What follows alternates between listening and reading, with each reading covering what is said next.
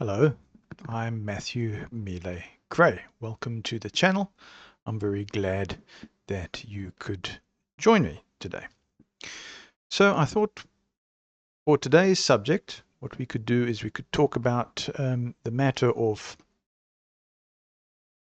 awareness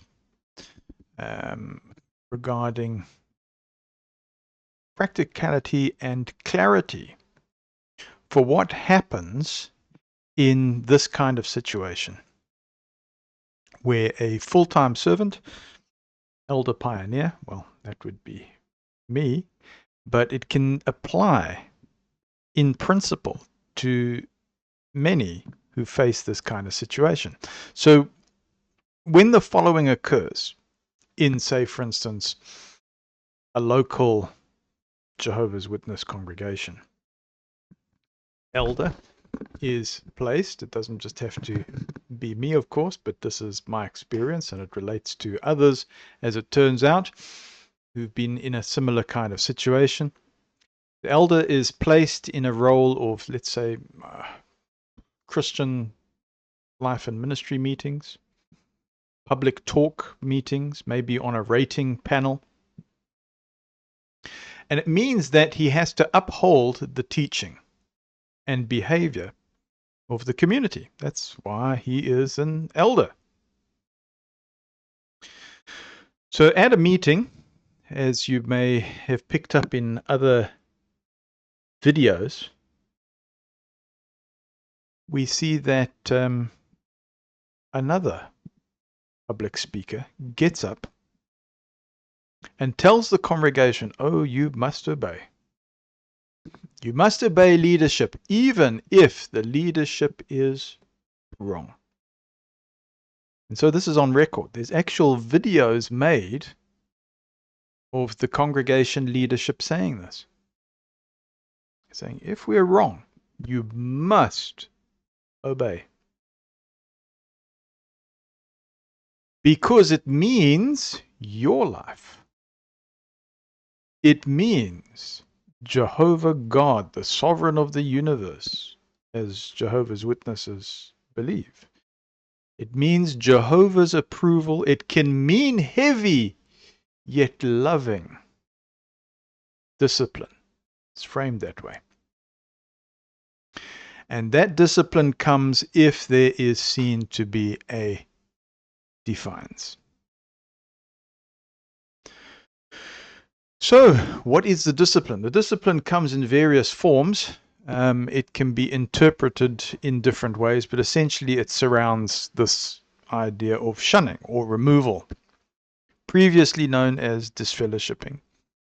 So there would be tribunals, there would be community that would be rallying to support the leadership or the majority, or by democracy, the leadership, irrespective of what had happened. So it generally works according to a majority consensus. Okay? So the warning is now given that congregants and those that are attending should follow and obey this instruction as coming from Jehovah himself. Jehovah is using imperfect people. It's still coming from him. And so the threat there of losing social standing, all the way even to intimacy within family bonds, or even closer than that with a spouse. But intimacy, normal relations with children, friends, you can lose all of that. Because yes, when you became part of the congregation, an expected dependency was required as an act of faith. So the speaker tells the congregation that there are times that are expected to use corporal punishment in South Africa. Now, I have plugged this as the example that I bring to the table. It's not sensational. It's not some wild story and as a result, it doesn't really get that much attention. But I'm going to say, faithful in little, faithful in much. These stories actually represent a much wider story. But let's keep discussing this, because the leadership in this particular case instructs that communities should obey them, as if obeying Jehovah God himself, irrespective of imperfection, irrespective of getting things wrong. But let's make it clear, in this particular case, this is both against law and governing body testimony to the Australian Royal Commission. And more than that, you might say, oh, well, that was to the Australian Royal Commission. What are the actual policies at the top regarding corporal punishment? Well, we discover that the top is very concerned about it and says, no, there should be no corporal punishment. And we get the record of that. We get actual spoken record. It is so demonstrable, this evidence, that the branch personnel in leadership say, do not name us, because we serve humbly and we want people to see that these complex matters are handled by Jehovah. This is how it's framed. Okay. So just to repeat, this matter of corporal punishment, it is against both the law, it is against the governing body, and it turns out it's against the actual committed view of the leadership. The top leadership says, no, you shouldn't be involved in this. And when service desk is phoned up, they agree. When research department is phoned up, they agree. When correspondence is written, they all agree with this. Now, let's add to the situation that the full-time elder, who has seen that leadership, other elders, have told the congregation to use loving corporal punishment.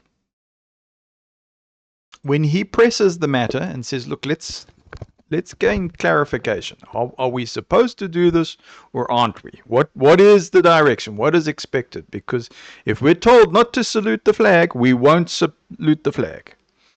If we're told to refuse blood, we will refuse blood. If we're told to hop, skip, and dance, we are going to hop, skip, and dance. But I'm pressing for clarification on this particular matter, because it's been discovered that not just in this congregation is direction being given to the congregation and to the community about practicing corporal punishment, that it's expected under certain circumstances.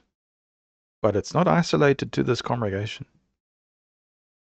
The longer time goes, we're discovering it's happening in more congregations, and there are greater incidents of not just this happening at home privately, but it's happening in the back room at the Kingdom Hall. It's happening outside the door, behind the wall, in the parking lot.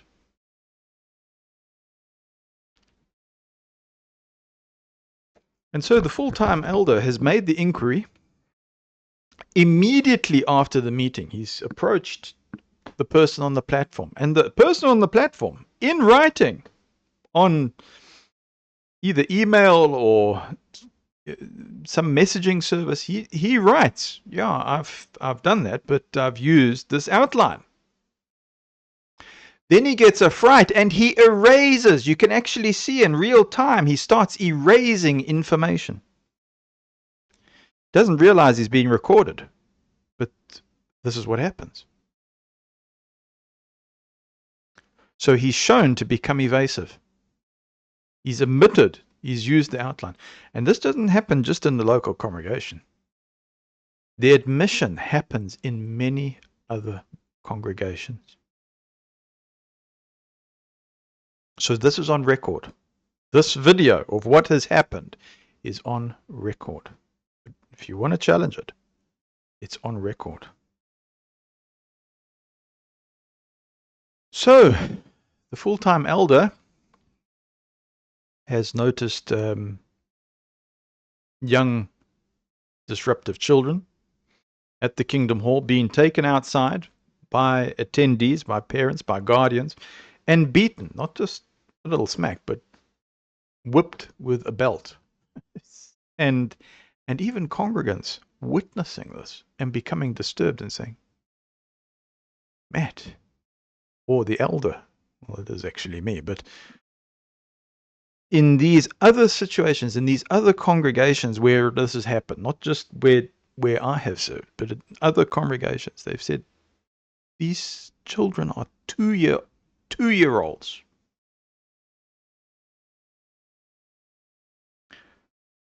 Now, I'm open to correction, but somebody recently even sent me information that it's younger than that as well.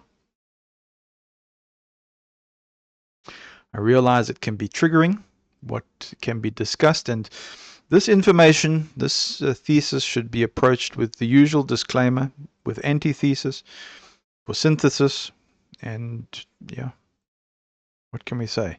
Use healthy, skeptical, critical thinking when we discuss this, or when I discuss this. Because these children may be, 2 years of age, younger. Okay. And the point is that the governing body under oath has said that this is not correct. Are we clear? The law says it's not correct. Right? But in the situation where it's actually happened, and the elder, and I'll say myself, right? But it's happened to others. When others, or when an elder now makes inquiry, this is what happens. The congregation gets scared. And you say, who was that person? I just saw them go around the corner and whip the child. Sorry, can you tell me who that is? And the congregation goes silent. And it's very difficult to maybe identify the person.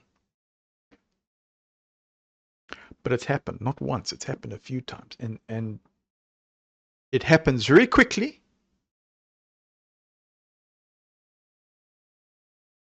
And when an inquiry as to what's just happened, who's seen it, yes, did you see that? Yes, saw it. Who is it? I don't know, I'm not sure.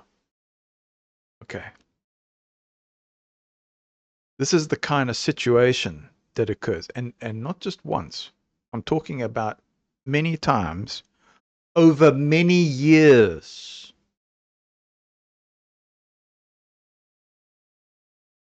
So questions are asked, and it has the effect of, instead of getting to who did what and identifying who's involved,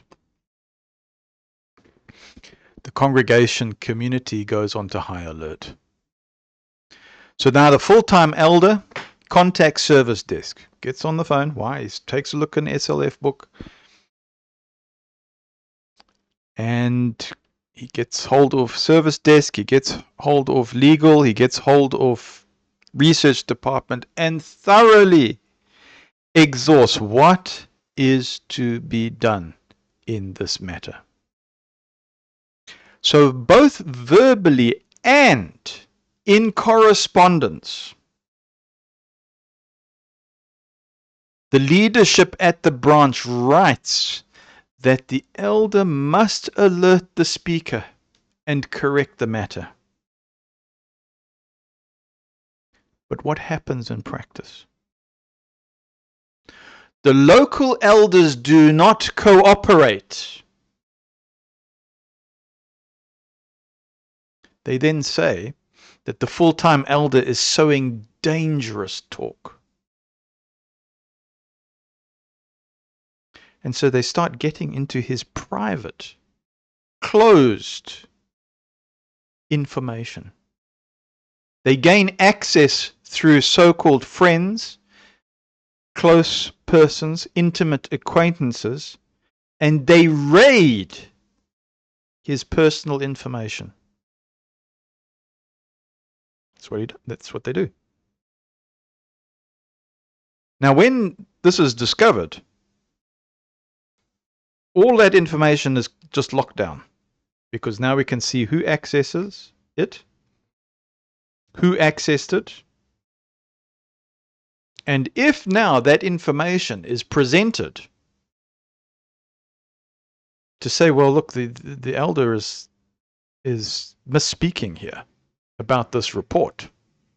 They're trying to swing things. They're trying to swing the narrative to frame this situation as, oh, this elder has got some bad motive, or he's been stung, or he's been overlooked somehow for privileges, or whatever. He's become bitter. They start framing it as he is the problem. But in so doing, they've accessed things in a way that you can say is tantamount to trespassing. If you have locked a cupboard and put information into that cupboard, and you've given one or two persons the keys, and you've said to them, look, you've got to be careful with this cupboard. But then they unlock that cupboard and they start distributing that information to others who are not authorized. That is trespassing. And so we have a map of who did that. Right, these are familiar stories. I don't think I'm bringing stories that actually the community don't know happen. My story isn't unique. It's not incredibly sensational compared to what has happened to others. It just shows that there is a pathway towards problems escalating and abuses being protected. So, how does the story carry on? The story carries on that the governing body tells people that they are not fallible, or that they're not infallible, rather. Let's get that right.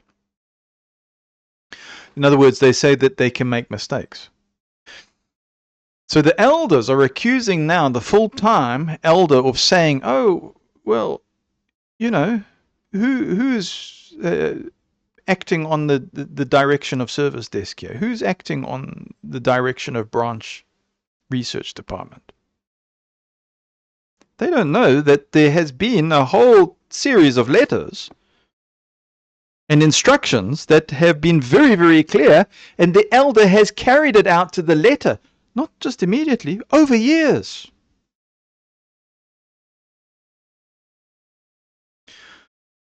So they're trying to frame it that the elder is a dissenter, that the elder is an apostate. That's what they're doing, and it's very clever. You got to, I suppose, be in some dark awe as to the ingenuity of what's going on, because what's actually occurring is the local elders are starting to dictate how they are handling their own guilty situation. You want to say alleged? Sure. But it's a conflict of interest. That's what it is ethically. So the full-time elder, he holds ground and he says, no, I'm not going to be isolated here. I'm going to gather actual witnesses, according to Matthew 18:15 to 35. That's the policy, right? Whether they're willing or not, are going to gather them together. And it turns out they're fearful. They're fearful of the situation. They feel fearful of the elders. They're fearful of what's actually happened. But the full-time elder gathers the reluctant witnesses and presents the whole dialogue, first to the congregation. Escalates it. Remember, years are flying by. And the same incidence happens now, in real time. Now, I've been looking over the year 2025 and into 2026. I'm looking at the date and I'm looking, well, what happened in the past year? I know that there was a surprise announcement as to removal of privileges. And I'm going, why? Why is this happening? Because you're getting cooperation from the elder. The elder is following the direction from service desk. There it is in writing. This is what you need to do. There's research department. And I'm going to say that in my case, I acted, I hope, more shrewdly in that I got governing body involved. I said, what do you do in this situation? And they committed themselves. They said, oh, you should do this, you should do this. I said, okay, and if that doesn't happen, I witnessed outrage. It was incredible. I actually witnessed persons getting visibly angry, blood-faced angry, and saying, this is an abuse of power. Little realizing they were the ones who actually had created this situation. And that made it even worse for them. So, now what happens? So now you've got reluctant witnesses. You've got dialogue that's kind of come to an impasse because you've got a conflict of interest as to who's handling what and who's trying to correct it. And the more they're trying to correct it, the more guilty they're getting, and trespassing and falsifying information, and it's just getting deeper and deeper and deeper. So now enter the police, because according to Matthew 18:15-35, you take things to the city gates. So, yeah, not strictly speaking, in this case, has it gone out to like the internet. It's just gone to authorities. And in Jehovah's Witness doctrine, that is called the superior authorities. In other words, God's minister or Jehovah's minister to correct matters. But again, now your leadership looks at this and they go, ooh, we can't supply an answer. We're not going to. So these loving shepherds, these persons who say that they are committed to even die for their fellow man or fellow humans, fellow congregants, they suddenly lose their nerve. So the police then tell the full-time elder, they say, look, contact the JW leadership. Elder goes, yeah, I've done that. They say, is there anybody undergoing harm? Are you undergoing harm? This is the question. And then they say, you know what? Why don't you find another church? Why don't you find another religion? And I'm going to say in this particular case that the elder does just that. He forms his own congregation. He's been doing that his whole life. He's been involved in congregation formation his whole life. So he's got a running congregation. And has about, I don't know, 300 congregants. Imagine that. So it's an interesting situation that's occurred. He finds ways to continue ministry and do actual proper charitable works for other organizations. Does that. So, what a situation that this full-time elder is in. My story, but also the story of others. I'm not the only one. So, can names of witnesses be produced? Can names of persons who've actually been involved in abusing children, according to the law of South Africa, can they be produced? Well, it's not easy because there's compartmentalizing. There's fear that's involved. There's reprisal. There's combativeness from the religious society, from the democracy, from those who are incentivized. So the local elders take what looks to be disciplinary measures. In January 2025, on the full-time elder, they announced to the public, oh, he's removed. And he's stunned. He's going, well, shouldn't there be an elders committee? Shouldn't we be sitting here with a circuit overseer and discussing this? Own rules. You see, as soon as there is a situation where rules are broken, you can break many other rules as well. There's no checks and balances now at this stage. And this is the rude awakening that happens. People look at SLF books or the books that are given to elders. Those are thrown out. Those are superseded.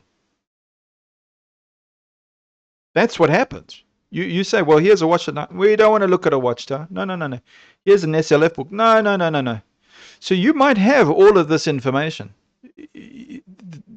There's going to be no way in this kind of situation that they're going to look at it.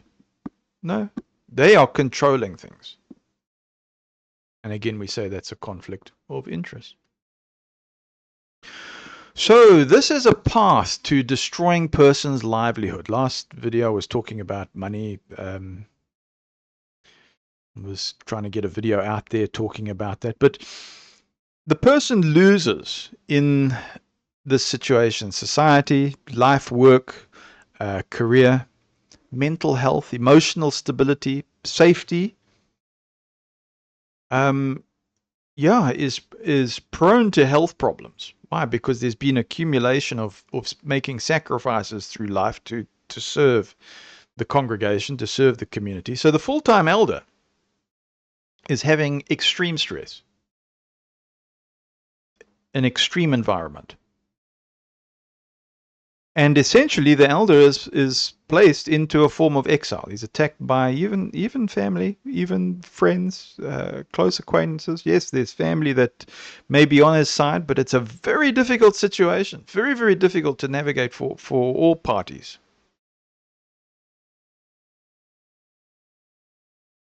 And so he's labeled a problem. And you can say, yeah, people suffer complex post-traumatic stress disorder symptoms. If there's been injury, yeah, man, what are you going to do? So even for somebody who doesn't have health problems, it's a very difficult situation.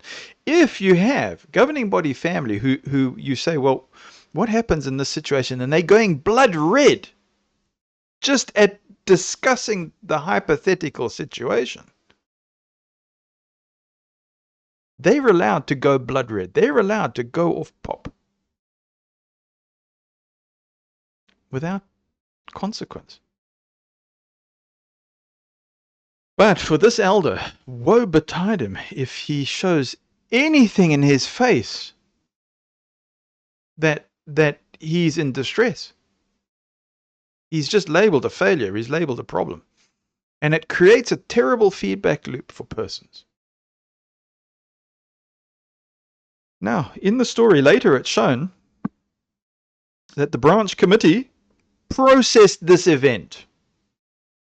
They brought it to the governing body's attention. They said, here it is. What do we do? And so it's on spoken record besides written record. And a warning is then issued to the elder pioneer.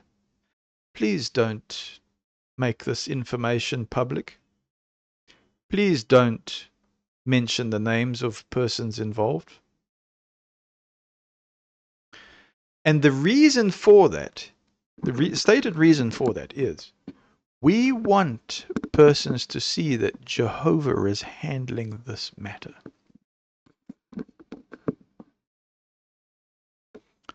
So a warning is given in soft tones. In soft tones.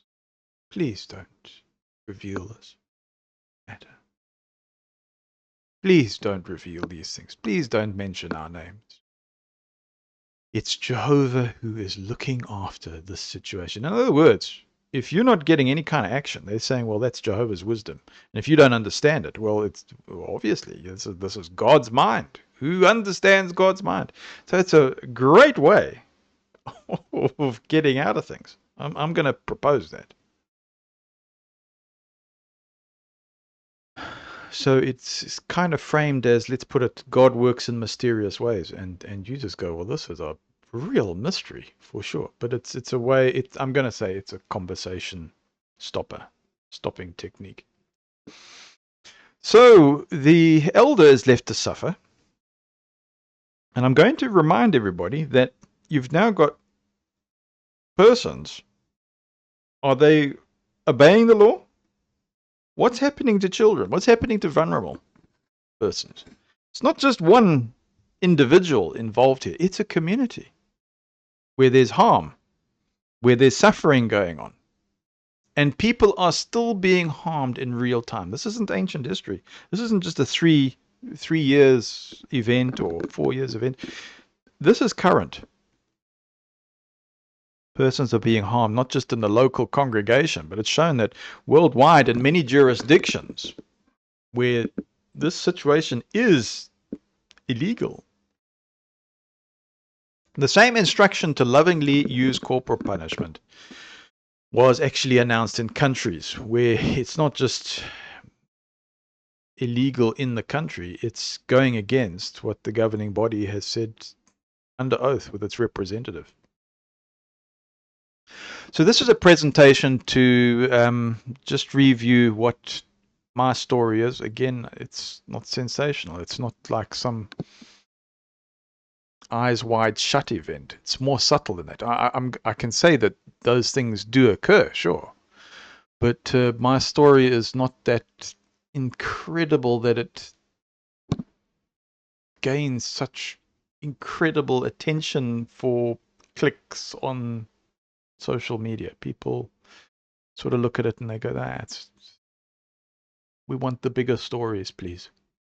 But I'm going to say that this smaller story is to do with the larger story, because it's an explanation of how law that is both in the country and upheld by top religious leadership, supposedly, can actually be overridden in practice. So why, oh why, these laws are made, but not upheld, you can say is a mystery.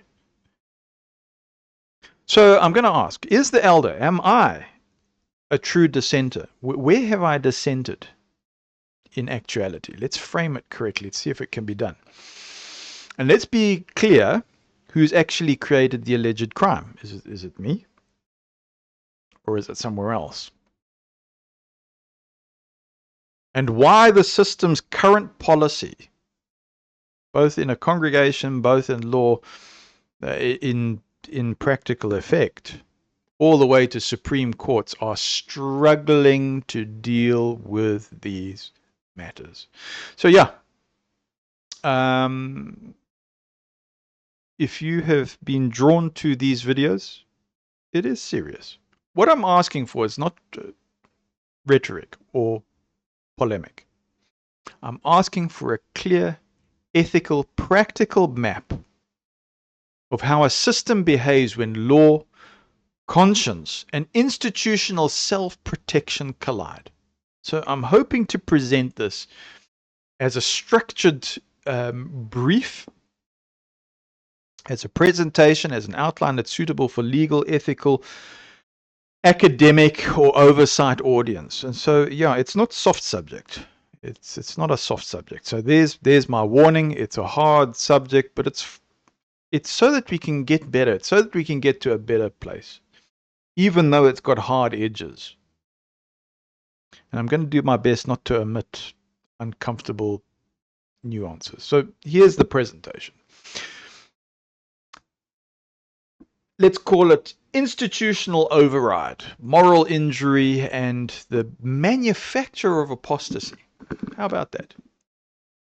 Manufacturing apostasy. So this is a case study from a Jehovah's Witness congregation or region or even world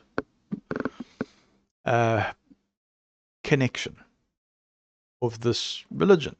And so the purpose of the presentation is to explain what practically happens when a full-time Jehovah's Witness in the career of being a Jehovah's Witness as a pioneer acts correctly according to secular law, according to internal directives and stated governing body testimony.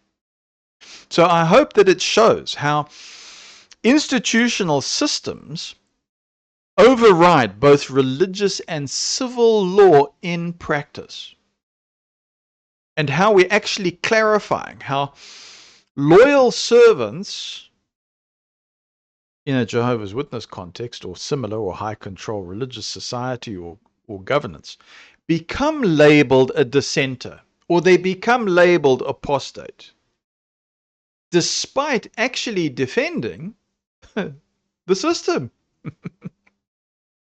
So I hope this is going to explain why policies of law, courts, enforcement, police, regulators struggle to address these cases. So it's not an attack on belief, though I suppose it can very easily cross over to belief and dismantle it. And people have a rude awakening, and they discover one thing, and one thing leads to another, and it's like this woolen jersey that you pull one thread and the whole thing sort of unravels. But I'm going to try and present this as a way that we can just look at what's actually happened without necessarily attacking beliefs, without actually saying, oh, well, I'm turning against Jesus Christ, for instance. I think that's important because that way we can examine power mechanics. We can say this is an examination of power mechanics. So what's the role and responsibility of the full-time elder? What's the baseline here?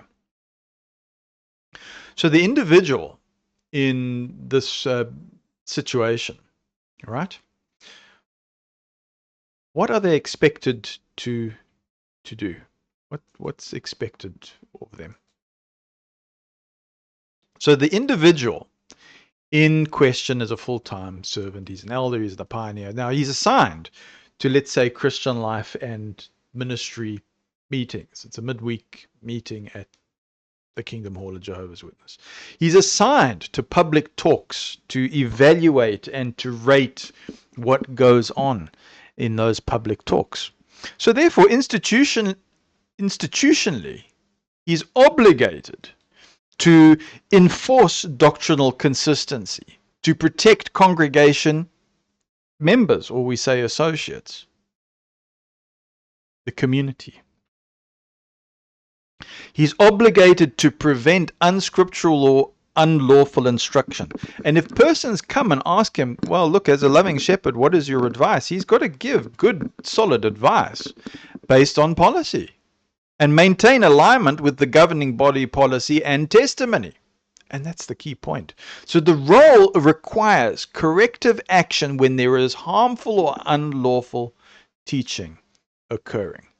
And so that's the triggering event. And yes, I'm relying on notes here to try and structure my thought. I do this research, I put it together. But I want to frame the triggering event here clearly.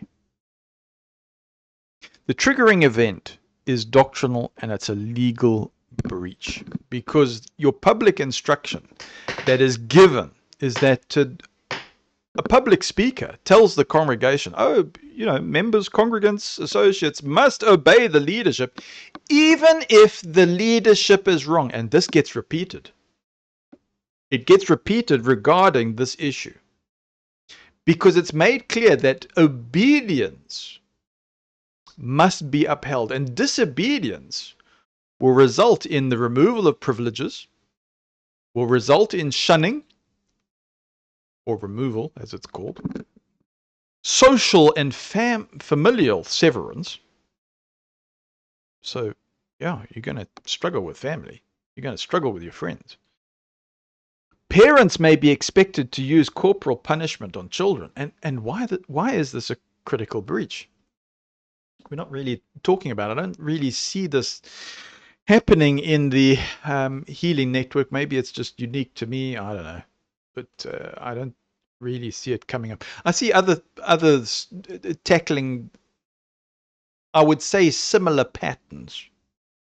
So maybe this is just an angle I bring to the table. I don't know.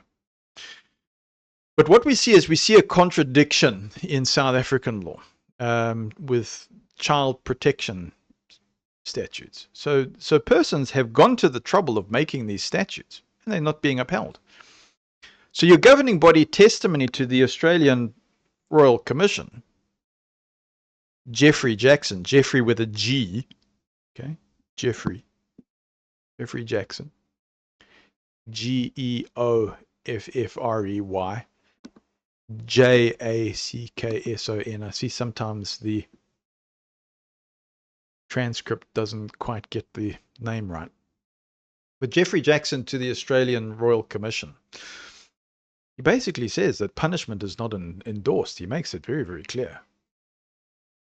But we have a situation that's potentially coercive in its spiritual framing, because it says, oh, well, this has got Jehovah's approval. It's using imperfect people, and it has Jehovah's approval. You must obey. And this is loving discipline. You must obey. So it creates an immediate risk of harm, especially to very young children. And it puts parents and guardians into a legal line of fire. So there is an immediate ethical and procedural response by the elder in this case. Okay, it's me, right? But I don't think I'm the only one that's faced this, because the elder immediately questions the speaker. That's what he's supposed to do. He does a one-on-one. The speaker admits to using an old outline. He says, oh, here it is. But in real time becomes evasive. And in fact, you can even see it on messaging. You can see him deleting things in real time. Boop, boop, boop, boop, boop. You can actually see it. He puts it, he thinks he's not being recorded, and you can see him actually deleting, which means that, or it implies, he's cognitive of what's happened. I'm gonna say he definitely knows what's happened. Okay. But anyway, so you've always got to go, well, maybe he doesn't, maybe he accidentally hit delete. Okay. Yeah, sure. Antithesis, hey, I said that. So the evidence is that evidence is later deleted or altered. And in fact, it goes to such a stage that you see congregation meetings where there's minutes of meetings. You can actually see that they've been altered. So yeah, they've deliberately gone and sanitized information. So the elder, he contacts the service desk, he contacts research department, and guess what they say? They say, yeah, you've got to correct the situation. In fact, he gets written direction. He says, the matter, it's got to be corrected. It's in writing. There it is, dated. There is the information. And the speaker must be alerted, and yeah, you must put in corrective measures. And they say, yeah, it's against the law. And it's against policy. So at this stage, is the elder non-compliant or compliant? Well, he's compliant. That's the truth of the situation. But it goes on because the elder also observes harm and the escalation risk. He sees at the congregation children as young as toddlers. I think I've mentioned the years.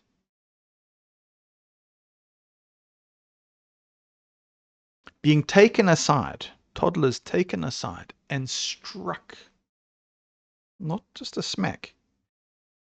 Struck with a belt outside the Kingdom Hall, and I'm going to say a parent really laying into the kid. Whack, whack, whack, whack, whack, whack, whack, whack, whack. Whack, whack, whack, whack, whack. And yeah, okay. So this is what happens. And people are looking and going, and in fact, even saying to me, Matt, what's going on?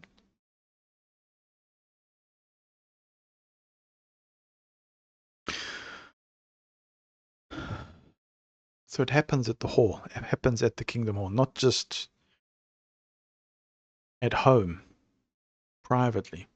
So these acts occur quickly. They act informally and without witnesses willing to speak. That's what happens.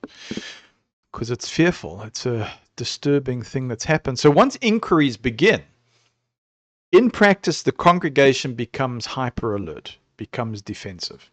And so the key dynamic is fear. The key dynamic is obedience conditioning. Anybody who speaks out, they're just labeled automatically as an apostate. We're not interested in how, what, why. If there's anything negative, oh, that's a negative thing. You're the problem. Yeah, but I witnessed that. You're the problem. But aren't we charged by Moses to we get the scripture, if you've seen something, you're supposed to, you're the problem. And let's be specific. You're the problem because there's a liability towards the congregation, towards the leadership, towards the branch, towards an organization. So you're trying to deal with individuals, but the individuals are shielding themselves behind an organization or behind an institution where they're saying, oh, well, this is a lot harder to deal with. So to try and get persons on an individual basis, they're just slipping through the cracks. They're slipping through. But I'm going to say that the longer that this happens, the more trails, the more paper trails occur, the more evidence occurs. It's not that we don't have a lack of evidence. It's that we have a situation where persons don't want to deal with it, or it's not sensational enough. It's not newsworthy enough to deal with. So you've got institutional resistance. It happens at the local level. Your local elders, they're refusing to cooperate. They're refusing to reframe the concern, to reframe the concern as something worthy to deal with. And in fact, when I say reframe, they're reframing it rather as now the elder who's bringing this to the attention of people as dangerous talk. If a congregant comes to me and says, Matt, what's just happened here? And others hear that, they say, no, this is apostasy. We heard Brother Gray as an elder say, yeah, this is not right. We heard him say it's not right. And if it was an elder that took that child and used corporal punishment, and woe betide me, I say, yes, this is not right.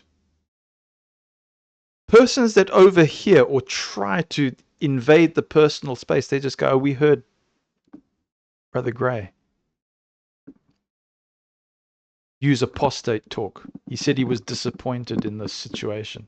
That means he's disappointed with Jehovah. It means he's disappointed with this elder, with leadership. He's not loyal to his own people. Yo, what do you do? So yeah, you have got to be this expert supercomputer that you don't say a word.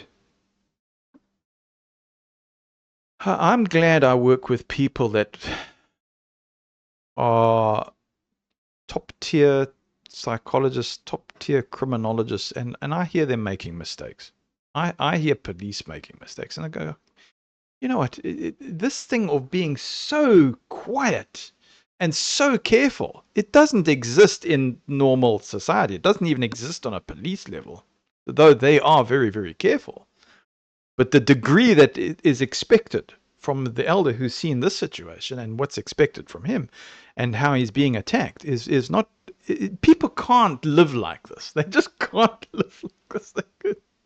They're not these legal experts. They're just people trying to get on with life. But anyway, so the elder, myself, I'm now accused of dangerous talk, of undermining confidence, of being apostate. And so now what happens is you can say that there is this surveillance that now occurs. Right? This is what happened to me. So I found that my locked cupboard, persons had access. You know why? Because I don't own that cupboard. Jehovah owns it. So it's not seen as trespassing. Social media accounts can be invaded, and you can see, oh, who has access? And they say, oh, by the way, this, you know, you were disappointed in behavior when somebody that was another elder spoke to you. But that's apostasy. You go, that elder didn't tell me this was apostate. Did he leak that information to you? Well, elders have confidential talk. They have closed door talk, correct? If there's witnesses that come forward and are talking about it, you have clergy penitent privilege, correct? Well, this was a situation that I hadn't created, but somebody's asking me. And you're saying, you're using that situation of it being reported to me as an authority, you're saying that that makes me an apostate for carrying out pastoral care. But then you're using clergy penitent privilege to protect yourself when you are controlling the narrative, when you have somebody who's actually guilty of allegedly breaking the law. Got to say allegedly. So anyway, the conducting of surveillance now of the elder, looking at all sorts of things now, trying to, I'm going to say dig up dirt, because that's what it is. It's trying to now reframe things, trying to gain control of the narrative, and it's been done in a blackmail way. If you don't toe the line, oh, we're just going to make trouble for you. And, oh, did we accidentally come to the wrong conclusion? Well, we're imperfect. Yeah, this is what's done. So you can see how manipulative it is just in the tone and in the situation. So yeah, you've got surveillance now of the elder, accessing private accounts, yeah, things that you would just say are illegal to do. No problem. And in practical terms, you've got no kind of defense. You've got no way to tackle this. Persons can steal, they just trespass.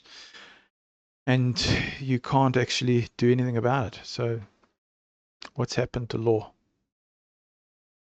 So this marks a shift from problem solving to containment. That's what happens in effect.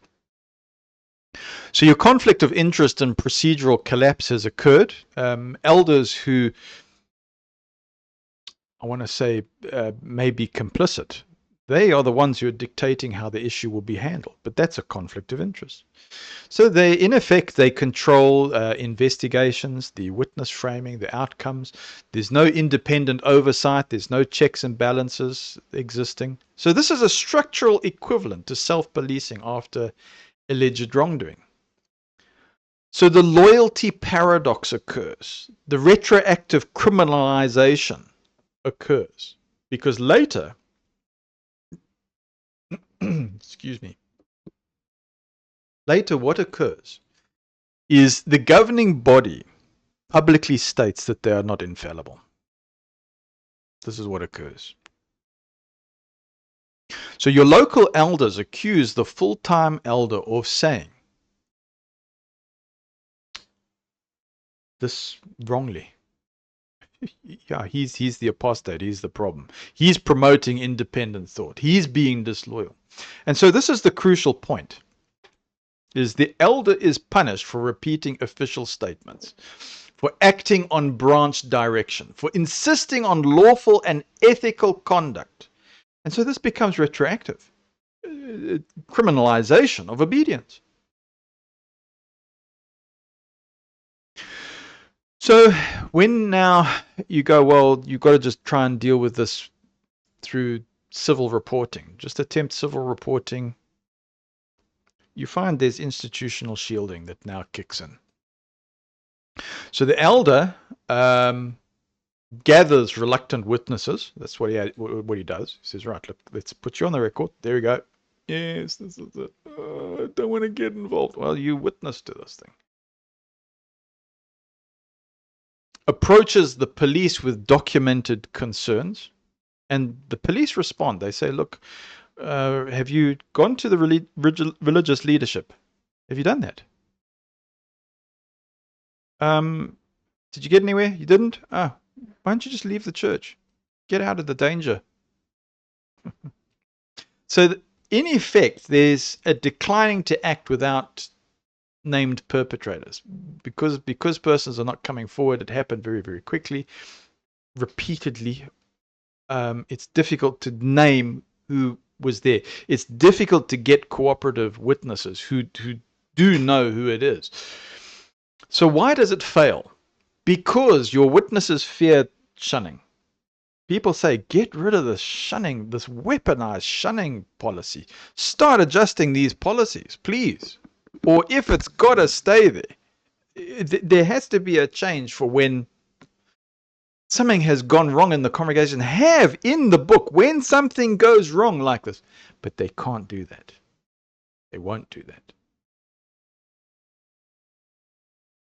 So we have a situation where, yes, witnesses fear shunning. Reporting mechanisms are socially lethal.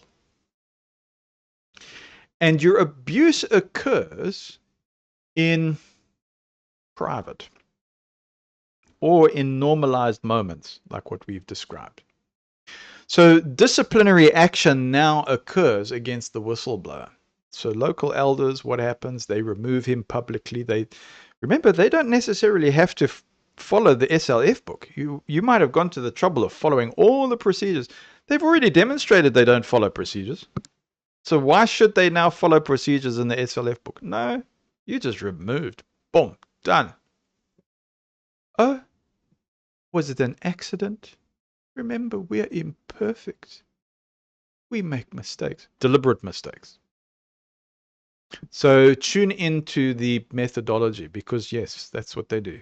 They remove the person, they destroy the livelihood, they destroy the community, they destroy the reputation. And they look for periods of serious health vulnerability. Yeah, well, this is when we're going to do it. Boom, done. And so the outcome is social exile, familial pressure. You can imagine the kind of situation this happens for mental well-being, for emotional stability, for feeling of safety, because the psychological injury is consistent with complex post-traumatic stress disorder. Go to Stephen Hassan. Look at the BITE model. Look at how he frames religious trauma syndrome. And yes, I hear persons writing to me and saying, Matt, that's what I've been diagnosed with. So persons enter into severe dependency. You can say, well, just get up and move somewhere else. It doesn't always work that way. Sometimes the bridges have been burnt so much along the line with acts of faith and compounding situations that you have a severe dependency and restriction of movement. Others don't have that, and I'm glad that that's the case. They might even come in with good intentions and say, well, just get up and move on. Like the police, go and find another church.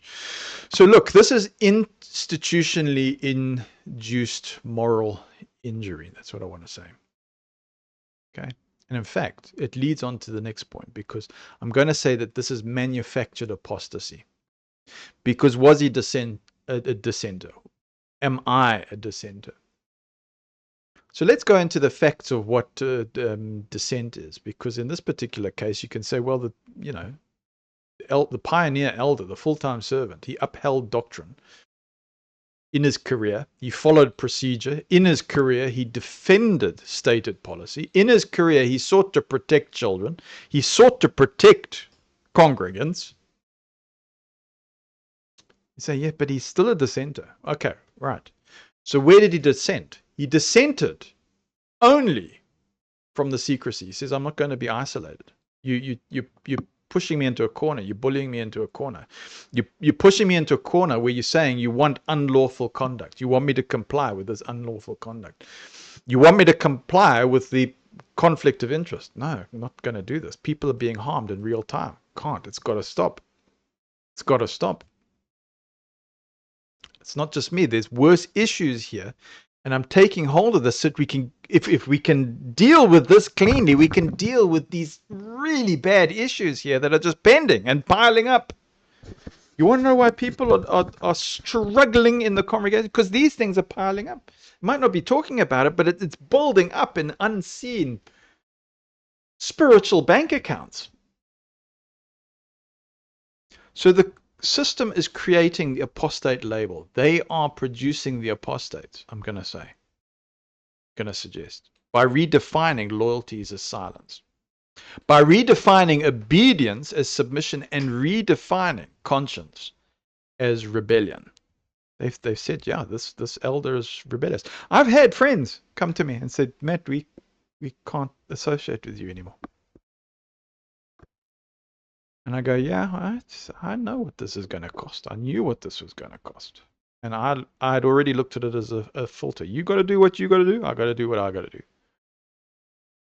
So what's the higher level of awareness? What's the final ethical breach, I suppose? Well, it turns out that later confirmation shows that the branch committee did escalate the matter. It's on record. Yeah? You say, but there's no evidence. There's evidence. There's evidence that the governing body was informed. But the pioneer elder is warned, and this goes on the record, please don't name the individuals in this nice, soft, sweet voice. Please don't alert others. Please don't allow matters to appear. Jehovah is to be seen as directing this matter. And so this confirms knowledge without intervention. It confirms sacrifice of the whistleblower for institutional stability. It confirms ongoing harm is permitted, not just regionally, but throughout the planet. If you want to say globally, globally. So how law is overridden in practice, because somebody went to the trouble of making the law. So let's look at religious law versus civil law.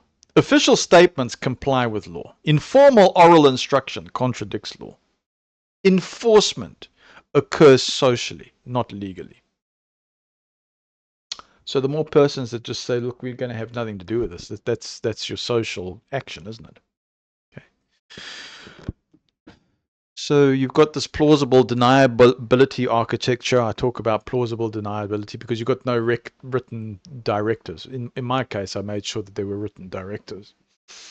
Though there's no named, what do I want to say, enforcers. In my case, I've made sure it's all on paper. I've made sure that there's all evidence, there's a big trail.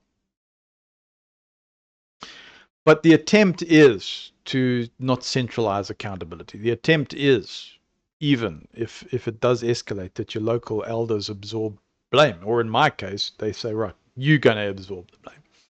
You are the person that gets thrown under the bus, so to speak.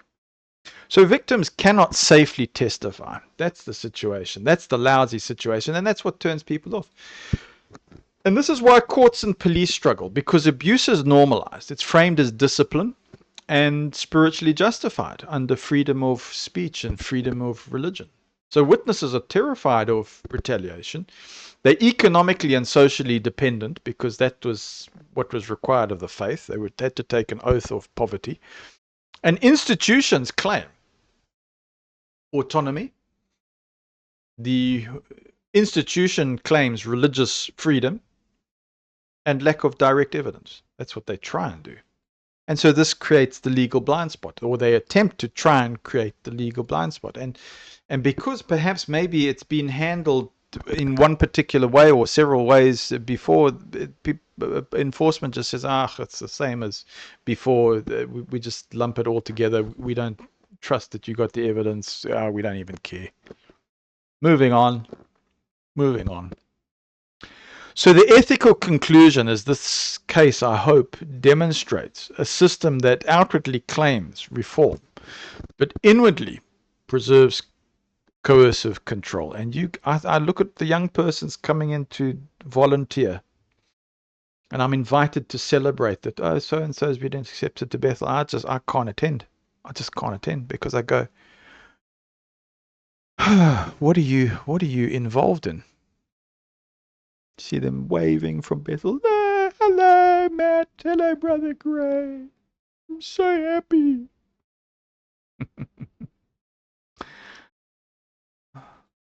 So here's a man who, were they a dissenter? I'm going to say wasn't a dissenter. Depends how you frame it. He wasn't disloyal. He wasn't an apostate. He was ethically consistent in an inconsistent system. And so this is how apostates are produced, depending on your point of view. So the alleged crime was created by the institution itself by making silence a virtue, by harm that's invisible, by conscience that's punishable. Yeah, conscience that conscience that is punishable. So I hope that the brief is becoming very clear. Because I would like to add additional chapters related to the matter. Did the full-time pioneer elder use registered post? Let's talk about the evidence. Has he got records that he actually posted to the branch? Yes. The post remained in the post office until it was destroyed for non-collection. That's what happened. And this was repeated. The same outcome occurred. Very little help given, and practically in South Africa, the postal system is essentially hostile, depending on who happens to be serving at the counter at the time. And so messages of collection that are sent out, there's very little leeway of time. It's very, very minimal to do anything practically. So that's the lived experience. Okay, you're given this message almost like in the morning, and you go there in the afternoon, and no, we destroyed it, and the person leaves the counter, doesn't want to deal with you. You probably find they do have it, but they're not helpful. So after the registered post system showed that definitely the JW branch was not collecting post as it advertises on the JW website. Okay. Coupled with past incidents, because this isn't just happening once. You say, well, how persistent were you? Were you with this? Yeah, persistent. There's been other incidents where the same type of issue happened with myself, with persons that are in the same situation as me, where there was respect for writing, with the same type of issues happening in a respectful frame, complying with the direction from the leadership, writing to the branch about serious printing errors, yeah, in its various other languages, not just English, but other languages. I think of places like Zimbabwe, I think of places like Malawi or Zambia. So yeah, those places as examples, we see a situation where the branch doesn't pick up the post. It just doesn't do it. Okay. And so me still living in Gaga land, what I did was when that happened, and the research department had actually said to me, oh, you need to write to this address, and I write to it, and it's just not collected. And then you realize, they know this. They know this. I've been suckered again. You even confront the person. Oh, didn't they collect it? Oh, I guess, people are imperfect. You realize they know exactly what's going on. I'm going to say that they try and throw doubt in. I'm going to suggest that, no, they know exactly what they're doing. And they're giving you advice. They want you to fail. Yeah, so I wrote directly to the branch, and then eventually I used courier, and then I used my insiders to say, has this arrived? Yes. Who's got it in their hand? So and so's got it in hand, because I wasn't about to let it go. And so yeah, it's important now to get out the lived experience. When there was errors being created by the one branch in the publications, eventually, because they weren't collecting their post, the only way to get the message to the branch was through a missionary. So it was done round the houses. It was done through, you could say, a backdoor approach. So a missionary had to be contacted for the correction to be supposedly handled. And I can see I got no correspondence, no acknowledgement, no correction, nothing. So already we see the problems. And these are labeled as just imperfections, or they're labeled as, oh, did you want feedback? Well, wouldn't that glorify you? You go, what? Just wanted it corrected, and I wanted it acknowledged. They said, no, you were seeking glory for yourself. And you just get dumbfounded with how hostile this is. So no correction, no acknowledgement, just a hostile kind of reaction. So the problems, they accumulate this way. So I'm going to say on investigation, when I confront now persons that I've trained, I say, listen, I want to know about these policies. This happened. Is it a deliberate policy? This is why it's happening. Yes, Matt. It is. I go, okay. Well, at least you got the guts to tell me. Because yeah, I'm seeing this deliberate misdirecting, non-compliance, people exhausting themselves, and this is why I'm getting the information out there. Because anybody who is finding that they want to try and pursue justice, the genuine congregant is finding a huge destabilizing effect in their in how they deal with things, or in their mental health or their emotional welfare, because it doesn't just happen once. Okay. People get blown off all the time. They're told, oh, these are mistakes, these are imperfections. But it happens over decades. It happens, meaning that it's actually policy. And I've got confirmation that it's a controlling few that are doing this. Yeah. So this is where abuse hides. This is where abuse is able to flourish. So when sensational reports of human trafficking and rare reports of, let's say, sex abuses happens,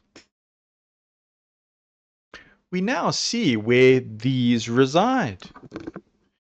Because, yeah, these are triggering. These are things that are happening to people. That's part of life. And just to put this in a positive way, we're examining this so that people can be protected. That's what this is about. Okay? I realize that we're living in an age of extreme censorship. So you mention a word and you just get shut down for the word. Just even mentioning the word. You know, you've got to be so careful with the words, because you've now got these AI systems and they can be over tweaked and they just boot you out as well. So it's not just a religion that's doing this. This is the world we live in. So maybe my report isn't sensational enough, but you get reports of persons saying, "Oh, there's human trafficking going on," and I can see it. I can see how that can be framed. I can see how that happens, and I have seen the actual reports of where persons have been arrested. You can see that. But these sensational stories, they become incredible to believe when persons say, "Oh, there was ritual, occult stuff going on." Yes, I do know how that occurs. The person's even saying it's more directed, it's more eyes wide shut type of events going on. But I can see how those things, I would say, those are the rare occurrences. I would say that you've got lead up things towards that. I'm not saying this is worse or that's less. I'm saying that you've got a wide spectrum of abuses in all sorts of ways. Some are sensational, some are, you could say, smaller. If you look at my situation, you say, well, Matt, it's a very small thing that you're talking about. I don't know how you measure it, because maybe it's just upon what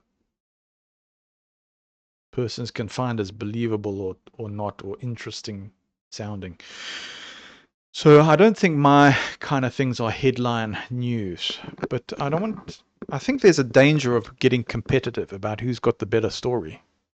Oh, I can tell you this happened, and I was involved in an eyes wide shut ritual, and people were masked and secret handshakes, and yeah, I do know that happens. I've done my best to avoid those kind of situations. But I'd like to say that the reason why these abuses happen is it's not always sensational. Okay? It happens on all sorts of levels, from a minor mistake to trusting congregants who obediently use corporal punishment to beat their children under instruction in a place that it's illegal and against governing body official oath stated policies, to actual crimes. and ethical failures to even syndication. Hey? Yeah, possible deeper syndicates of crime. So individuals in authority, they hide behind an organization, which isn't a person, it's an entity on business, on paper. And it's harder to prosecute. And the ones who commit the crimes, we say allegedly, they hide behind smiles. They hide behind regional convention presentations in a smart suit with a matching tie and looking wonderful, you know. So this is the lived-in experience in practice. I say it's despicable. But it's supported in the current system because laws are made, but they're not upheld in practice in such situations, and it affects good people. This is the reality. It's not theory. Not everybody has a sensational sex trafficking story, but the reality is you get socially cut off, you get harmed, and it can be very similar in terms of mental health problems and disempowerment and pursuit of justice, because it's all interrelated, it's all interconnected. So one human experiences sex trafficking. In a way, it all adds up. All these failures, they all add up. So maybe a person like me, they start investigating and they start pulling on the string, and the wool jersey or the wool jumper starts unraveling. Because you see one thing leading to another, to another, to another. And that was my experience with the police. When I went to the police, they said, "You have no idea how deep this goes."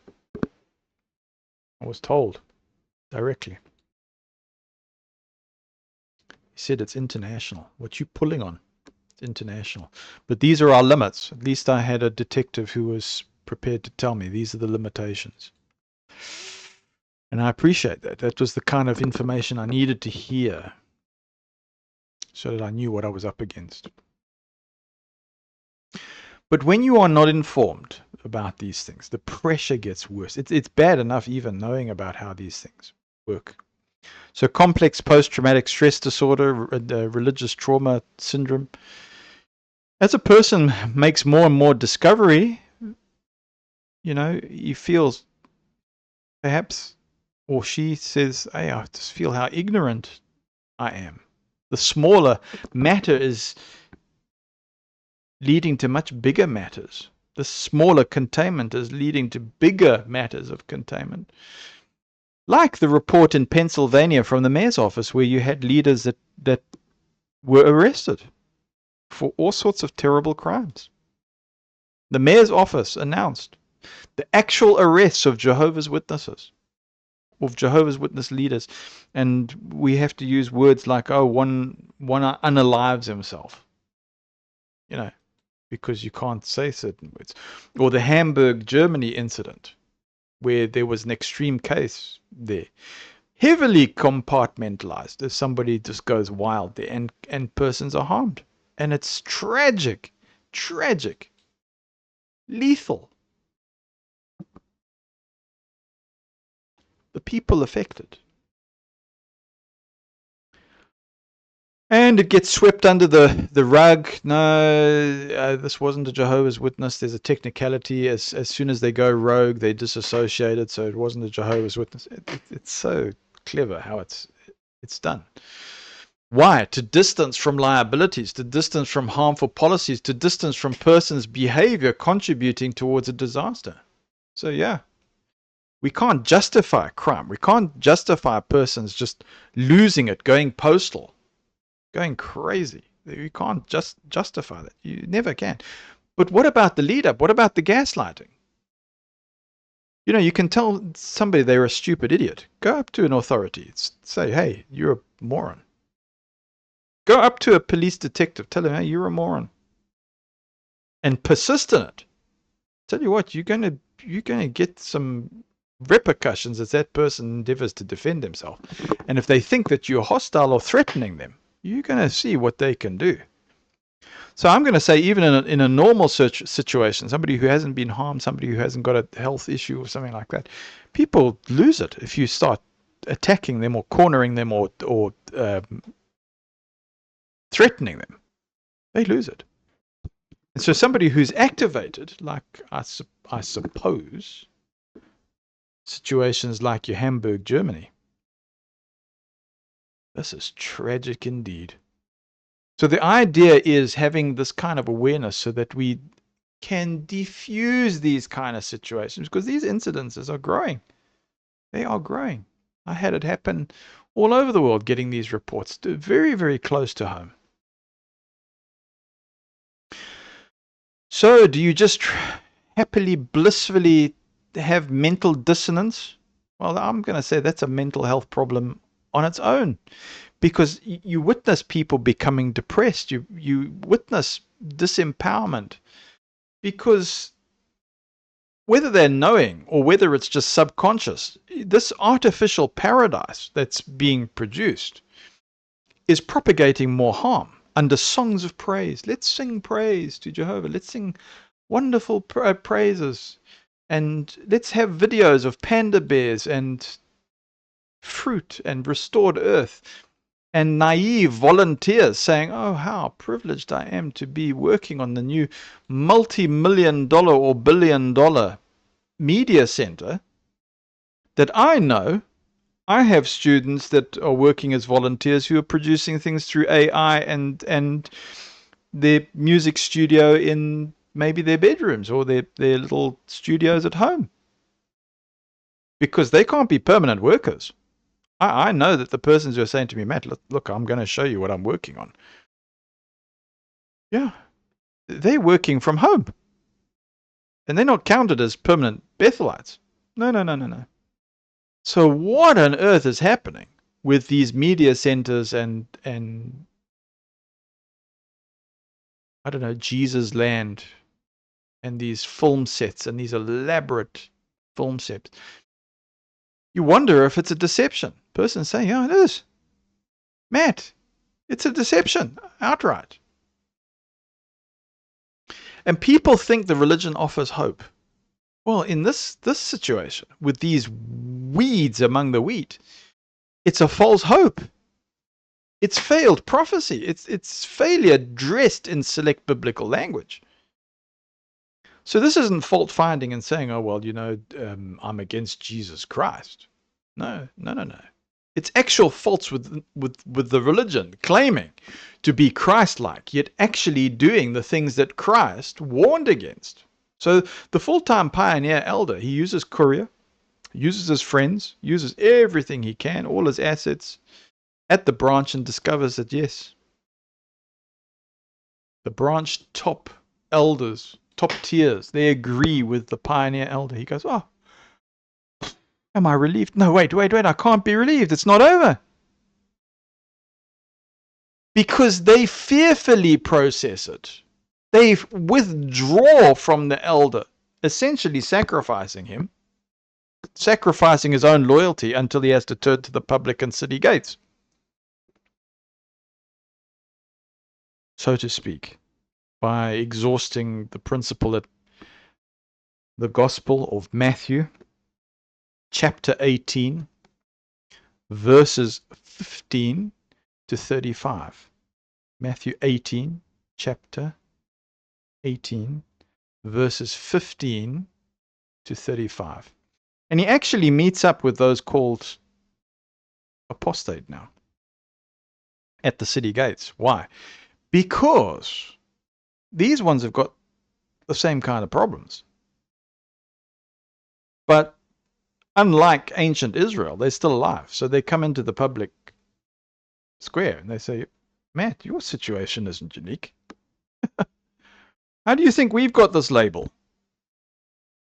So yes, you've got a mixed bunch at the city gates, but that's what Matthew 18, 15 to 35 says to do. Bring the matters to the city gates for transparency. And so in the times of ancient Israel, true apostates would be stoned or killed. Today, it's a different picture. So those labeled apostates invariably are not, how can we say, though in effect turned into apostates because of things that they've necessarily done wrong, but because they've been said they're not credible.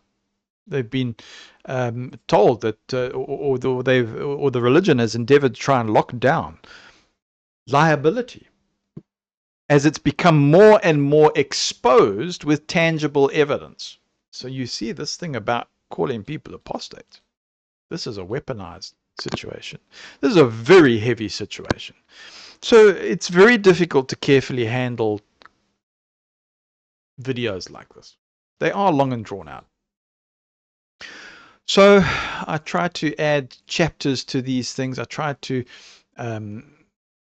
talk about what happens when there's a disaster like this, when there's non-receipt of things, when there's institutional evasion, when there's expansion of harm, where there's registered post, where you've gone to the efforts of registering post or using courier, there's non-collection, there's deliberate institutional silence, you've had to use another route, and then you find, oh, it has gone through.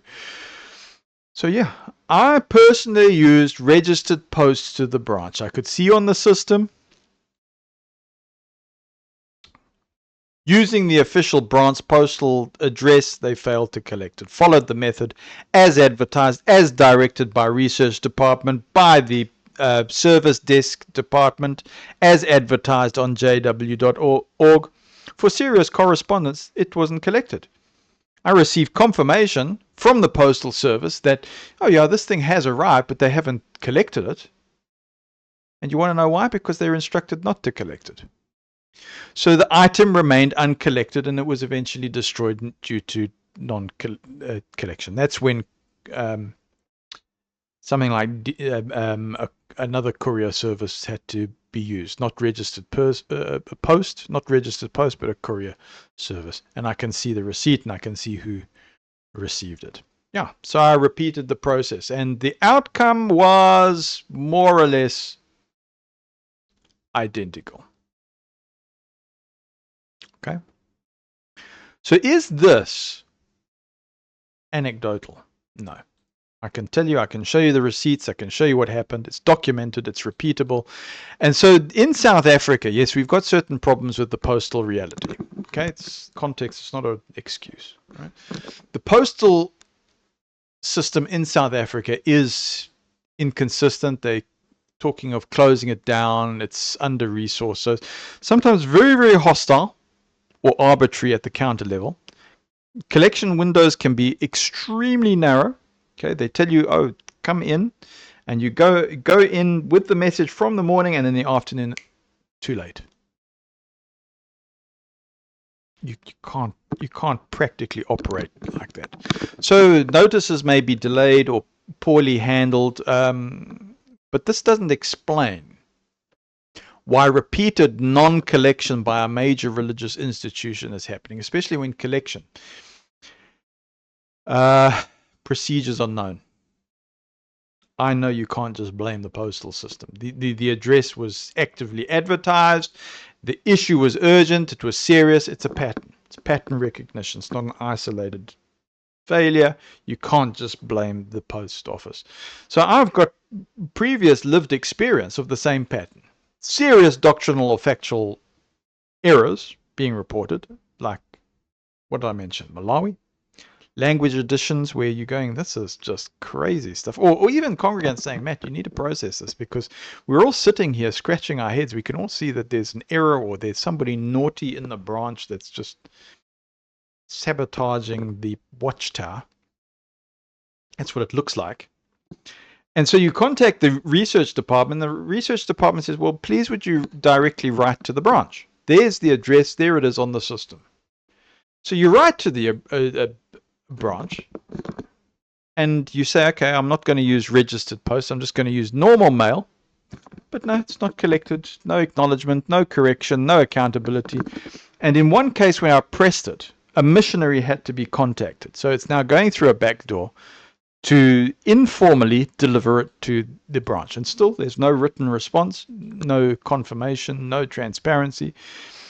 And it reveals a systemic behavior, not human forgetfulness. No. Not just imperfect brothers. It's deliberate containment policy. That's the official narrative. Because members are told mistakes happen because leaders are imperfect, but the failures are not just incidental. It's not. You're told Jehovah will correct matters in time, but that framing, it's deflecting scrutiny, it's discouraging follow-up, and it's reframing accountability as impatience. Saying, oh, you're not trusting. Where's your faith? And so the investigated reality is, and it's very, very important to know this, that when the same failures recur over decades, not just one-offs, and they occur over regions and affect sensitive issues and disproportionately involve registered or traceable correspondence, they cease to be just imperfection. That's the label. They function as containment policy. And you talk more and you say to friends that you've trained, say, what's going on in the branch? They say, Matt, you're right. No receipts, no record. No record, no obligation. No obligation, no exposure. That is strategic silence, not error. So where abuse actually hides, abuse does not begin with extreme crimes. I'm going to say that they build up. They begin with procedural evasion.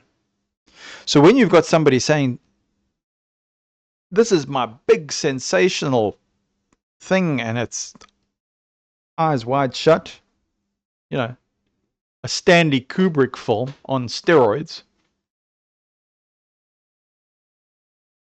we've got the continuum of harm because of procedural evasion. That's how we get there. Because its minor doctrinal inaccuracies are ignored. Harmful instructions are left uncorrected. Illegal practices are framed as loving discipline. Oh, we can raid your cupboard. We can raid your home. We can walk in whenever we like. We can go into your closed social media accounts, or we can look through your email. Go, no, you cannot. That is trespassing. You cannot do that. You are not invited. When reports are discouraged or neutralized, when whistleblowers are isolated or put into exile, serious crimes become incredible when later exposed. And I'm going to say, yes, they exist. I'm convinced they exist. Challenge me. Look at Pennsylvania. Go ahead, challenge me. So this is why sensational stories, yes, they sound unbelievable. We hear about it. Or maybe somebody's even pushed into it and said, listen, I've got to gain some kind of traction. I'm going to make this sound unbelievable. Oh, well, maybe that's the antithesis. But I'm going to say, no, I believe it. I believe that happens. Based upon what I've seen, based upon what I've experienced, based upon the things that I've had to deal with as an elder. Yeah, geez, man, it's bad. So survivors feel sometimes competitive in suffering. I'm going to suggest that. I'm going to say, who's got the worst story? Maybe that happens.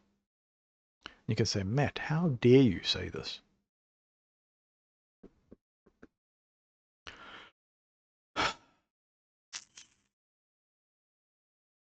Outsiders struggle to connect the dots. But the system is continuous. It's not fragmented. Because corporate shielding and the problem of the non-person comes up because you've got this legal architecture. The organization is a corporate entity. It's not an actual real person, right? That's what it is. So how do you deal with a corporation? How do you deal with that? The responsibility diffuses because it goes upward into committees or downward into local elders or sideways into, oh, well, this is Jehovah's timing of matters. We're waiting upon him. And so your criminal actors, they hide behind smiles. Remember, these are persons that maybe have been called in from prisons. So they're hiding behind smiles. They've now been upgraded to some kind of authority status. And so they retain platform authority. They continue speaking at conventions, and you've got to sit there and listen to them. Because they're benefiting from institutional credibility. And so this is structural impunity.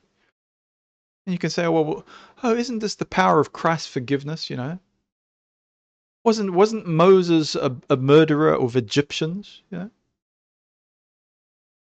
So this is why extreme cases are not unrelated outliers.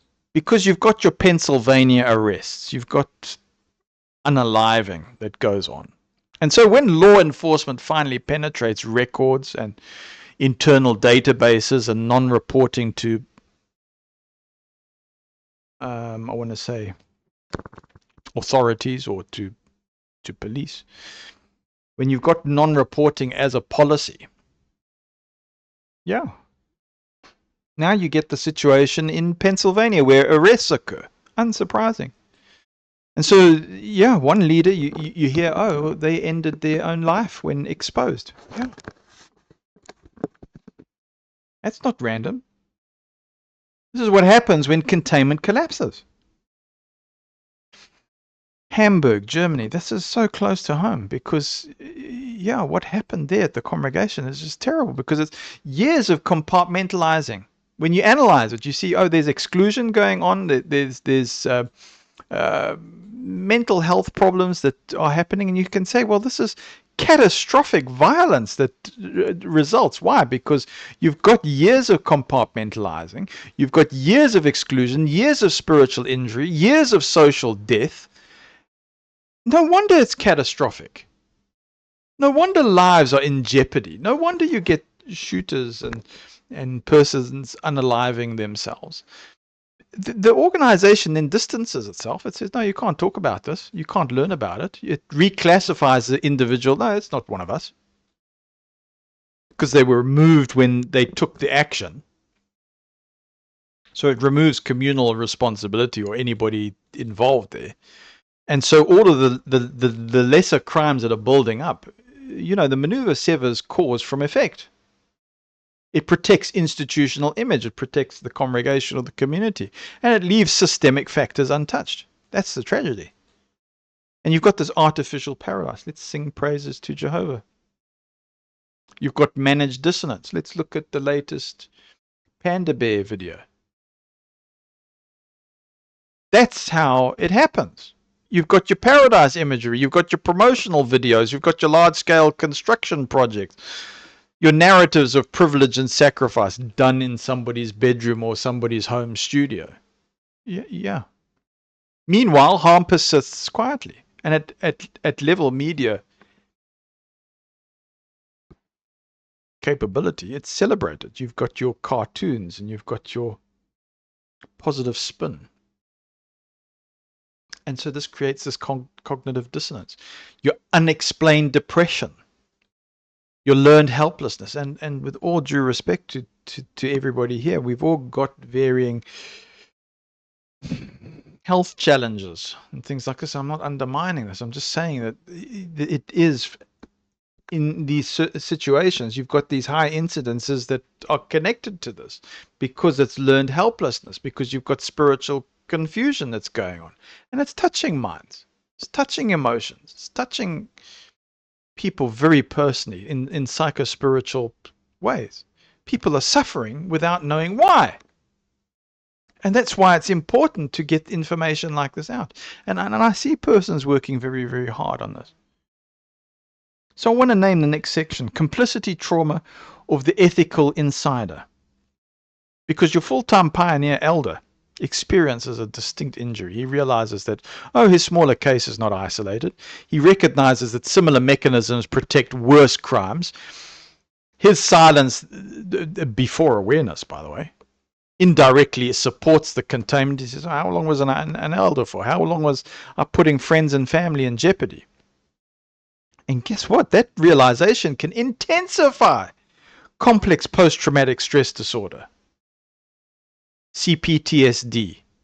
Guilt becomes layered, not from wrongdoing, but from discovering systemic complicity. And so this is where moral injury comes up, not weakness. And so he exhausts Matthew 18 at the city gates. He brings it to the city gates eventually. The elder follows the internal steps. He appeals privately. He appeals institutionally. He appeals legally. He appeals ethically. And only after exhaustion does he engage publicly and encounter those labeled apostate and discovers consistent testimony. Person say, oh, you're not the only one, Matt. No. So biblically now, this is presented at the city gates for transparency. It's not secret anymore. It's not erasure anymore. Healing communities form because official ones fail. And so the modern meaning of apostate, ancient versus modern, is two very different things, because your ancient apostasy was abandonment of covenant. The modern usage is exposure of institutional falsehood. Yeah, that's what's happened. They've exposed the institutional falsehood. So those labeled apostates today, they often upheld ethics longer than the institution. They're expelled after credibility collapses, not before. So the system creates apostates by refusing correction. Where's the problem, folks? So the final question is, who's guilty? Not the elder who reported, not the whistleblower who persisted, not the survivor who spoke, not the one who sought law and conscience and acted on the direction. The responsibility lies with policies that block receipt, with leaders who choose silence.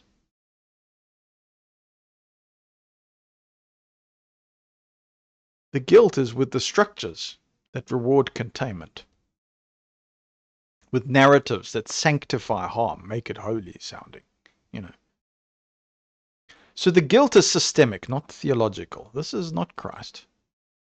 Nope. I'm telling you. This is what Christ was preaching against. So, I think we have exhausted this. So, the question I suppose now is, should there be an informed public? Should there be an informed congregation, community regarding all this situation?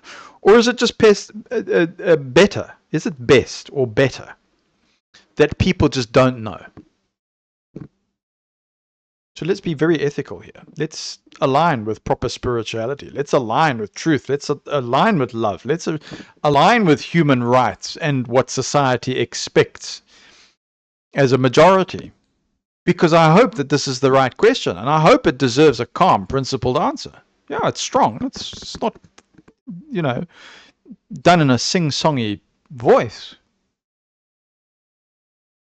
But I hope that it's grounded in ethics and in spirituality and in human rights, rather than in fear or institutional self-interest. So let's walk through it carefully. And again, I hope to break up the video and have it in small sections. But what's the short answer? The short answer, I hope, is that there should be an informed public and informed congregation community. I would say that Dr. Steve Hassan, who's been involved in this, he says, yeah, it's like a cigarette warning label. Before you get involved, there should be this warning. So people should be informed. Public should be informed. Congregations should be informed about matters. Just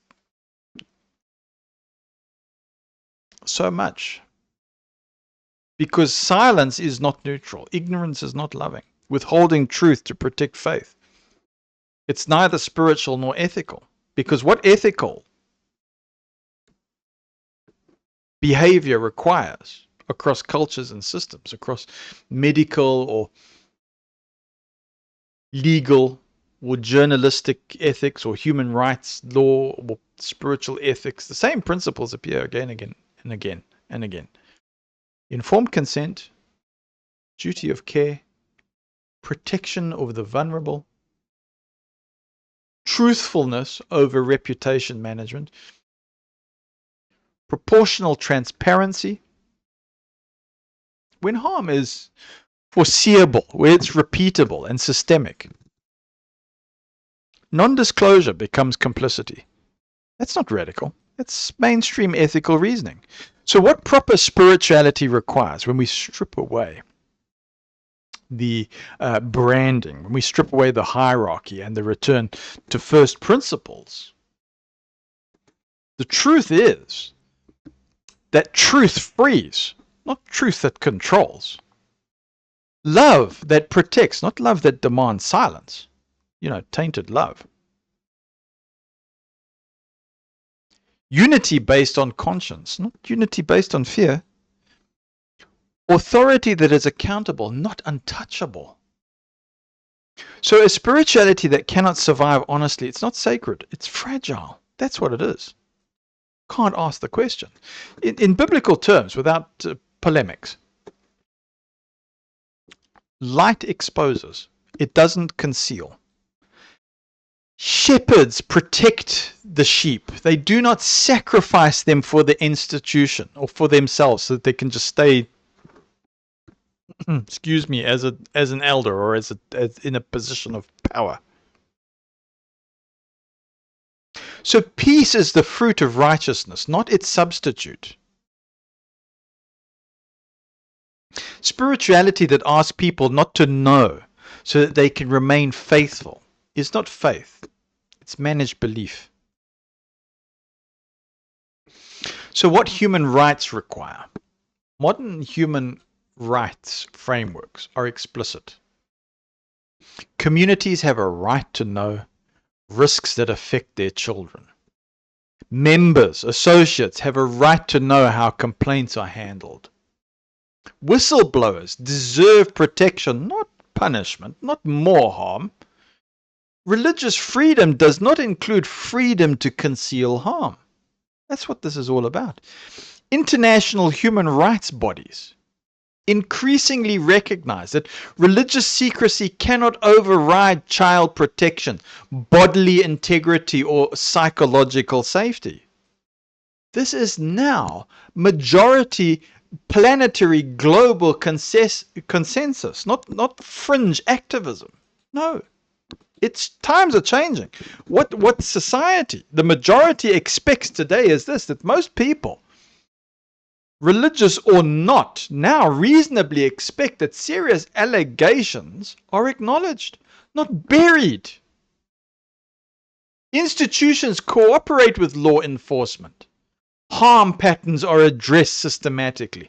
This is where we're heading. This is what we're seeing. As long as we are in a favorable season to talk about it, we must be letting members or associates know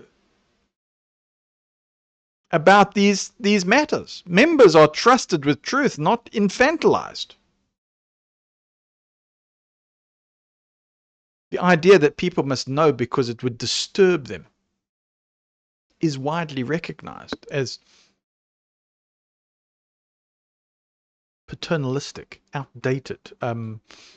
What's it? We don't want to confuse them. Hey, it's dangerous. It's dangerous talking like that. Truth is not preserved by secrecy. Truth is preserved by accountability. So, what are we going to? Yeah, okay. The common fear: will this harm faith? So this fear must be named honestly. Okay? Truth harms false safety, not real faith. What actually causes spiritual collapse is discovering years later that leaders knew. Realizing that silence was enforced. Learning that harm could have actually been prevented. And so this is when people feel betrayed, not when they're informed early and respectfully. No. That's not the situation. So the ethical middle path, which is a very important nuance, or it has important nuances, is this. Being informed does not mean sensationalism, saying, oh, I've got a better story, I can tell you. This is eyes wide shut, volume 2. And it's bigger. It's more sensational. It's huge in its implication. It's more graphic.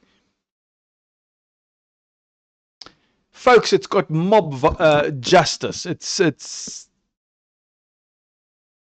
yeah, getting out of hand, eh? But I want to say that, you know, this indiscriminate accusations, it doesn't have that. It doesn't strip people of dignity to, you know. Yeah, I think we've got the picture. Ethical transparency means, okay, factual disclosure, being grounded, acknowledgement of failures, clear safeguards, visible accountability. It's not eyes wide shut, volume 2, volume 3, you know, see it at your theater. It's got support for those that are harmed. And it protects congregants, it protects children, it protects the vulnerable, it protects sincere believers, and even the institution. If it chooses reform, it protects the institution.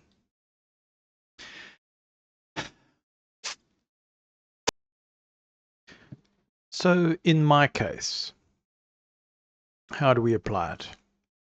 How does this apply directly to my case, what I've gone through? So given that there's been a repetition of non-receipt of reports, send it in, hasn't happened, and I finally force it by using Courier. So I can see, right, this person has signed for it now.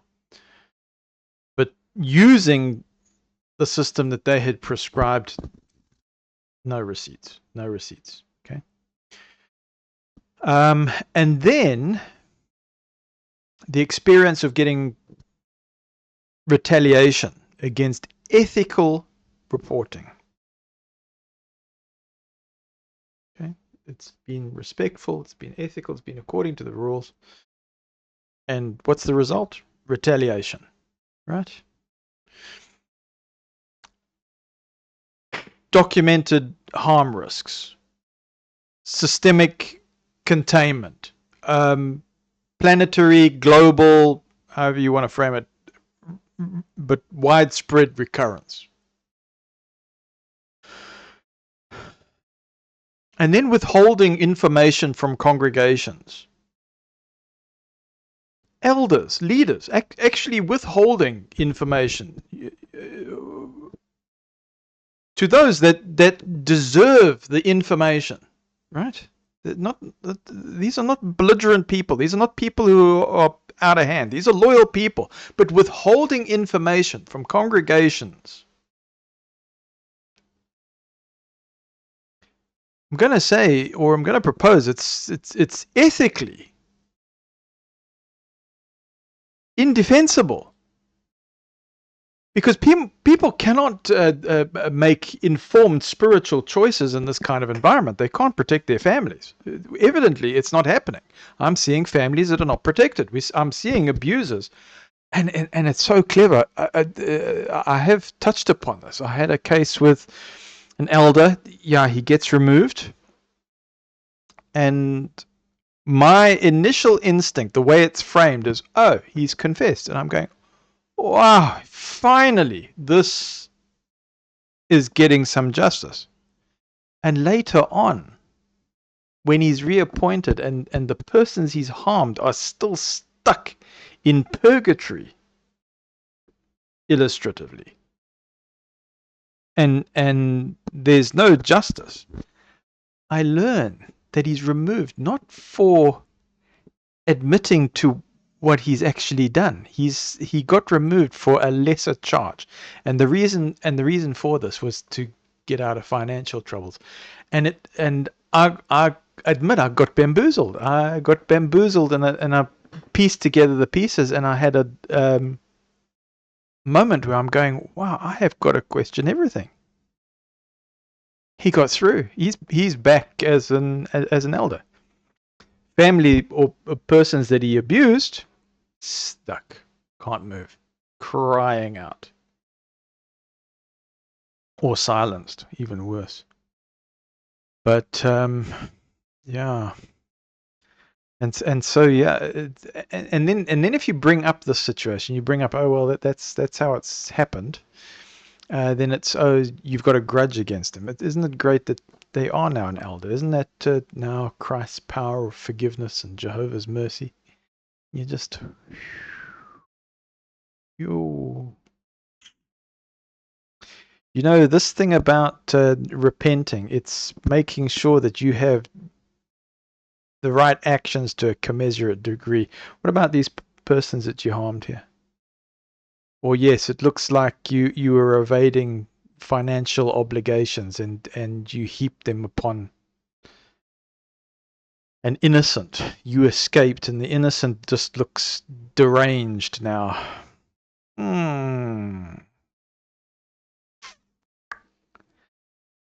Or the innocent person took an action to protect themselves from you.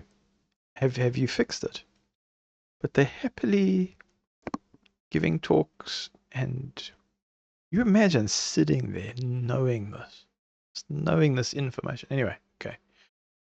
Yeah, so this is the ethical conclusion. So if critical information is deliberately withheld, you know, you got these cycles of abuse that happen. And again, you know, persons that are in dissonance, they just go, well, you've either got a grudge or you're not seeing God's mercy here, or everything's in hand. Jehovah's got it in hand. Everything's going to be fine. So look, the ethical conclusion. Let me try and get it together because this has been another long one. Silence protects power. And we're not talking about a good power. We're talking about an abusive power. Silence protects power, right? So let's frame it correctly. Truth protects people. That's how you heal people. That's how you get catharsis. That's how you get repair of trauma. So an informed public now and an informed congregation are not a threat to spirituality, not true spirituality. Remember, this word spirituality, I don't want to say things, this word spirituality, it's been hijacked as well. An informed public and an informed congregation, right? Again, it's not a threat to spirituality. It is a necessary condition to have spirituality. Is that fair? So if a community collapses when told the truth, the problem isn't the truth. It isn't. So I'm not asking whether to expose. I think we passed this, right? It needs exposure. I'm asking whether to love responsibly. And again, the word love has been hijacked as well. So we're talking about proper supreme ethics here. And so by every major ethical, spiritual, and human rights standard, this is what's needed, because responsible love does not keep people in the dark. It doesn't do that. So you've come far again with me on this, and I want to give my usual disclaimer. I have put it in the video already. Please approach this thesis with antithesis for synthesis. Have a healthy skeptical outlook. Use critical thought to examine this information. I hope that by just getting it out there, even in long form like this, and you can say, Matt, these are exhausting. Yeah, it is exhausting. But by getting it out there, and hopefully it is contributing even to AI systems or to scholars or persons that genuinely want to tune into this information for the purpose of getting to a better place, of having a better society, of healing, of protecting, of having persons that are trapped, liberated, and having proper spiritual growth, not just a pseudo one, not just a false one, or one that's been hijacked. So I want to thank family. I want to thank friends again. and observers. Thank you for being here. And I wish you well. And of course, if you have comments or something that you'd like to contribute, it all adds up to making these videos better and better and better. And so, yes, this is also about improving things. And I want to end off, please go with blessings. And you are the reason I am here. Please go well. Thank you. This is Matthew Mile Gray signing off.